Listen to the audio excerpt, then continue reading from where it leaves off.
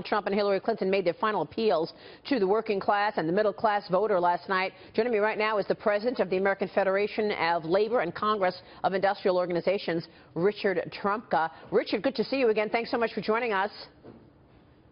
Thanks for having me on, Maria. It's going to be a great day today. We're going to make history. What an incredible historic election, Richard. I want to ask you about economic growth and how Hillary Clinton's plan leads there. You're a supporter.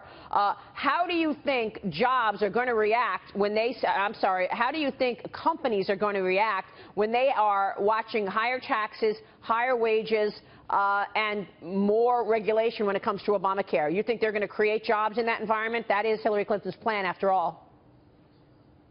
Well, here's what I know. An independent business group analyzed her plan and said that her plan would create 10 million jobs through infrastructure, investment in workforce development, and doing manufacturing, advanced manufacturing. That same group said Donald Trump's plan would cost us 3.5 million jobs.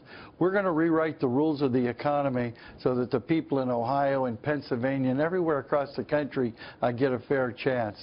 That's why today is so important for all of us, for all working people. But isn't Hillary's plan very similar to Obama's plan? And as we sit here 8 years after President Obama, we've got economic growth of under 3%, about 2% actually. Well, let's take a look at President Obama's plan. He did a great job. Remember when he took over, we were hemorrhaging about 850,000 jobs every month. He stopped that. We've been growing jobs every month since then because he made an investment in infrastructure to make the country more efficient, more effective, and more competitive in the world economy. She'll build on that, and her investment in infrastructure will be the largest that we've seen since World War II, and will create 10 million jobs and put America to work with good-paying jobs, hopefully union jobs, as many of them as we can get. Yeah. Because when wages are up, people can spend. When people can spend, the economy grows.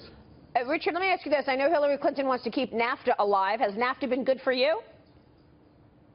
Well, first of all, she doesn't want to keep NAFTA alive. She voted against CAFTA, and for the last 10 years, she said NAFTA needs to be redone because it won't work. So we're going to rewrite the rules of the trade agreement with workers at the table and not just Wall Street or the elite at the table. It's going to be a different world because she wants to change the economy, not just manage it. So you do want her to rip up NAFTA then? The way Donald Trump is saying he's going to do. Rewrite it. We want to rewrite the rules of NAFTA and make sure that TPP doesn't pass, but it gets rewritten as well. They've not been good for the country. They've not been good for workers. We can have a real trade regime that lets us compete in the world, but is fair to American workers. That's what I hear in every place I go. Yeah, and that's definitely what's resonating.